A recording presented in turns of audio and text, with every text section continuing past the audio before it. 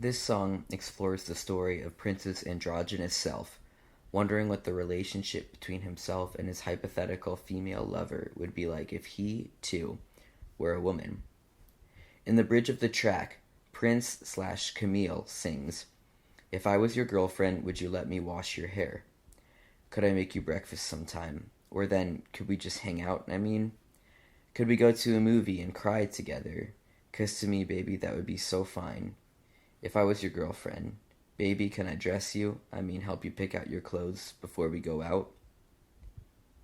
If I Was Your Girlfriend is the lyrical manifestation of Prince's sapphic sense of sameness with women, not as sexual objects or romantic interest, but as kin. Prince, in both his artistry and personal life, is impossible to put into a box and categorize. Prince was constantly pushing the boundaries of sight and sound in his performance, both as a musician and as a person. Prince's stage persona, unlike many other musicians, was not something he shed off when he walked away from the stage. It was who he was.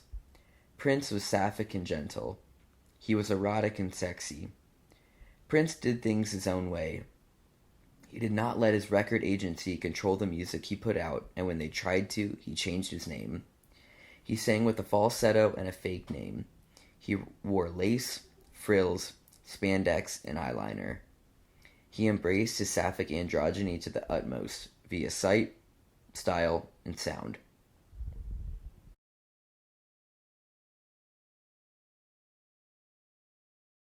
Temporarily shifting the structure and focus away from individual artists as we enter the third era of this piece, we arrive at a fascinating era of feminist and queer history.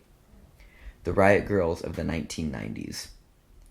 Rather than consisting of one individual artist or band, Riot Grrrl was a collective of queer and feminist musicians, visual artists, poets, and more from all across the United States.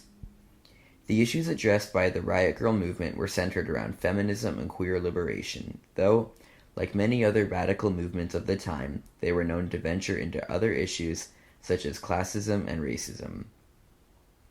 As for the artistic production, feminist punk bands, DIY homemade magazines called zines, visual arts, and a multitude of other art forms inspired by the fiery passion held by the Riot Grrrls spread rapidly across the country. Of the many artists of varying notability that came about during this era, two of the more prominent names were Bikini Kill and Sleater Kinney. Through this movement's artistic production, these bands and many more engaged in the processes of community building and queer world making through literature, lyrics, and personal style, all in the name of promoting their queer and feminist causes. The feminist rockers associated with the Riot Grrrl movement often addressed topics ignored by mainstream music, such as domestic assault, sexual liberation, and the oppressive patriarchy. These artists were abrasive. Riot Grrrl took a violent shift away from the predominant cultural emphasis on polished and technical music, and instead focused on power, noise, volume, and most importantly, rage. This is reflected in both the overall sound of the music as well as the lyrics. Many of the bands consisted of some combination of distorted power punk guitar players, sturdy bass players, a power drummer, and a singer with the ability to scream. The lyrics certainly reflected this power and rage. Lyrical subjects ranged from political feminist movements to takedowns of toxic masculinity and rape culture to general pro-feminist uplifting of women to sex positivity and way more.